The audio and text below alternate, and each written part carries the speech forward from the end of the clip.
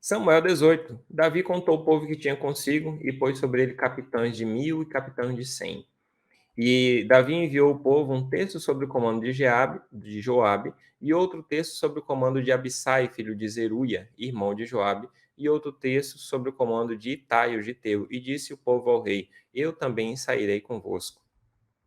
Porém o povo disse: Não sairá, porque se formos obrigados a fugir, não se importarão conosco, e ainda que metade de nós morra, não farão caso de nós, porque ainda tais como nós somos, ajuntará 10.000. Melhor será, pois, a cidade que nos sirva de socorro. Então lhe disse Davi: O que bem parecer aos vossos olhos farei. E o rei se pôs de lado da porta, e todo o povo saiu em centenas e em milhares. E o rei deu ordem a Joabe e a Abissai e a Itai, dizendo: Brandamente tratai, por amor de mim, ao jovem Absalão. E todo o povo ouviu quando o rei deu ordem aos capitães acerca de Absalão. Saiu, pois, o povo ao campo a encontrar-se com Israel, e deu-se a batalha no bosque de Efraim. E ali foi ferido o povo de Israel diante dos servos de Davi, e naquele mesmo dia houve uma grande derrota de 20.000. Porque ali se derramou a batalha sobre a face de toda a terra, e foram mais os do povo que o bosque consumiu do que os que a espada consumiu naquele dia.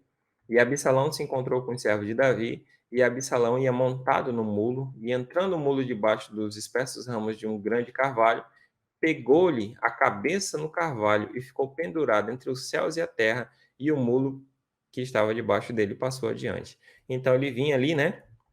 E tinha aquela árvore e tal, e ele ficou engatado na árvore lá, e o mulo foi embora, ele ficou lá engatado, lá preso. E o que vendo o homem fez saber a Joabe e disse: Eis que vi Absalão pendurado num carvalho. E disse a Joabe ao homem que lhe fizera saber: Pois o viste, por que não o feriste logo ali em terra? E forçoso seria eu dar-te 10 moedas de prata e um cinto? e me forçaria ainda a te dar 10 moedas de prata.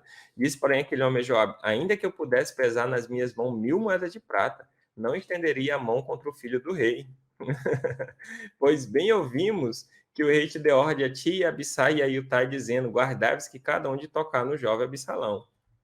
Ainda que cometesse mentira a risco da minha vida, nem por isso coisa nenhuma se esconderia ao rei, e tu mesmo te oporias. Então disse Joabe: Não me demorarei assim contigo aqui.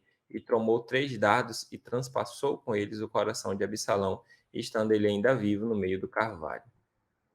E cercavam 10 moços que levavam as armas de Joabe, e feriram Absalão e o mataram. Então tocou Joabe a buzina, e voltou o povo de perseguir Israel, porque Joabe deteve o povo. E tomaram Absalão e o lançaram no bosque, numa grande cova, e levantaram sobre ele muito grande montão de pedras, e todo Israel fugiu, cada um para a sua tenda. Ó, você lembra de que eu falei da quantidade de gente que tinha aqui, né? Davi tinha 600 homens, né? Foi o que foi declarado até agora nessa parte do texto que a gente viu. Então, talvez se ajuntou mais alguns eles ali, eles se organizaram e tudo mais, e vieram lá o povo de Israel lutar contra eles. Caíram do povo de Israel 20.000. 20.000, né? E Absalão ficou preso lá entre os carvalhos, provavelmente preso pela cabeça aqui e tal. E aí eles chegaram lá e lançaram dardo neles e tal. E aconteceu lá. Que Davi não queria que isso acontecesse, porque era o seu filho, né? E Davi era um péssimo pai, mas ele amava os filhos dele, né? E não queria fazer mal para os filhos. Ora, Absalão, quando ainda vivia, tinha tomado e levantado para si uma coluna que está no Vale do Rei, porque dizia: Filho nenhum tem dado para conservar a memória de meu nome, e chamou aquela coluna pelo seu próprio nome. Por isso, até o dia de hoje, chamou Pilar de Absalão. Então disse a Aimás, filho de Zadok: Deixa-me correr e denunciar ao rei, que já o Senhor vingou da mão de seus inimigos. Mas Joabe lhe disse: Tu não serás hoje o portador de novas, porém outro dia as levarás. Mas hoje não darás a nova, porque é morto o filho do rei. E disse a Joabe e a Cusi: Vai tu, e diz ao rei o que viste. E Cusi se inclinou a Joabe e correu. E prosseguiu Aimás, filho de Zadok, e disse a Joabe: Seja o que for, deixa-me também correr após Cusi. E disse Joabe: Por que agora correrias tu, meu filho? Pois não tem mensagens convenientes? Eu acho que tu fala demais, né? Tu vai lá dar notícia, tu vai falar demais. Seja o que for, disse Aimás, correrei. E Joabe lhe disse, corre. E Aimás correu pelo caminho da planície e passou a Cuzi. E Davi estava sentado entre as duas portas, e a sentinela subiu ao terraço da porta junto ao muro, e levantou os olhos e olhou, e eis que um homem corria só. Gritou, pois, a sentinela, e disse o rei, só vem só as novas em sua boca, e vinha andando e chegando. Então viu a sentinela outro homem que corria, e a sentinela gritou ao porteiro e disse, eis que lá vem outro homem correndo só. Então disse o rei, também traz esses novos. Disse mais a sentinela, veja o correr do primeiro parecer o correr de Aimás, filho de Zadok. Então disse o rei, este é homem de bem e virá com boas novas. Gritou, pois, Aimás e disse ao rei, paz. E inclinou-se ao rei com o rosto em terra e disse, bendito o Senhor que entregou os homens que levantaram a mão contra o rei, meu senhor. Então disse o rei, vai bem com o jovem Absalão? E disse Aimás, vi um grande alvoroço quando Joabe mandou o servo do rei, e a mim teu servo, porém, não sei o que era. E disse o rei, vira-te e põe-te aqui. E virou-se e parou. E eis que vinha Cuzi e disse Cuzi, anunciar-se-á ao rei meu senhor que hoje o Senhor te vingou da mão de todos que se levantaram contra ti. Então disse rei a Cuzi, vai bem com o jovem Absalão? E disse Cuzi, seja como aquele jovem os inimigos do rei meu senhor, e todos que levantaram cara para ti contra o mal. Você tá vendo, velho? Ei, ó, não é o que você fala, mas como você fala. Você tá entendendo? Vamos aprender aqui com o jovem Cuzi e com o jovem, vamos lá, com o jovem Cuzi e com o jovem Aimais, né? Então vamos lá, Aimais. Aimais falou assim: vi um grande alvoroço quando Joabe mandou o servo do rei e a mim teu servo, porém não sei o que era. Eu vi um grande alvoroço. Ele está falando a verdade que ele viu um grande alvoroço? Sim.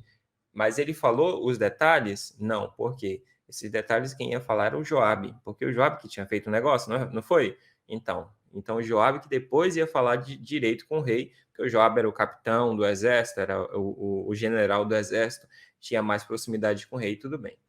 E disse o rei, vira-te e põe-te aqui. E virou e parou. Então ele acabou de falar o que dele e ficou lá no canto. Aí veio o Cuzi. Tu lembra do Cuzi? O Cuzi, ele tem a língua solta aqui, né?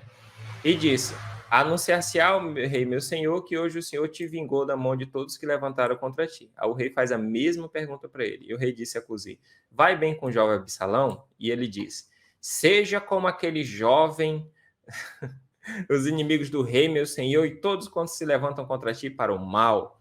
Então o rei se perturbou e subiu à sala que estava em cima da porta e chorou, e andando dizia, meu filho Absalão, quem me dera morrer por ti, meu filho Absalão, meu filho, meu filho, meu filho, meu filho. Então aqui, vamos só ver aqui da questão. O Amais e o Cuzi. O Cusi, ele não tem tato nas palavras. Ele não tem tato nas palavras. Eu trabalhei uma certa vez com um senhor e ele falou assim, Robert tem várias formas de você mandar, como a gente não está na igreja, né? A gente está aqui numa live, então eu posso falar a palavra.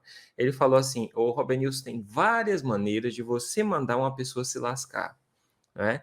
E tem maneiras que você vai mandar a pessoa se lascar e ela ainda vai concordar com você, entendeu? E tem maneiras que essa pessoa vai virar teu inimigo mortal, mas é tudo a forma de falar. Então, o tato na hora de falar, ele é imprescindível. O Aimai chegou e falou, olha, aconteceu isso, isso, isso, a gente viu um grande alvoroço, é só o que eu sei. Beleza. O Aimai não falou nada mais, porque Joabe chegaria e falaria o restante. O Cusi chegou lá e falou assim, porque tem que acontecer mesmo, isso aí. Ele só falou, ele falar assim, pois eu vi o Joabe no lá, foi o Joabe que foi o culpado e tal, não sei o que, entendeu? Então, não é o que falar, né? Não, mas eu falei a verdade, não, mas a verdade pode ser falada de uma forma branda e agradável, né? A verdade, ela já é dura por si só, né? Mas ela pode ser falada de uma forma branda e agradável ali na situação. E aí, Então o rei se perturbou e chorou pelo seu filho.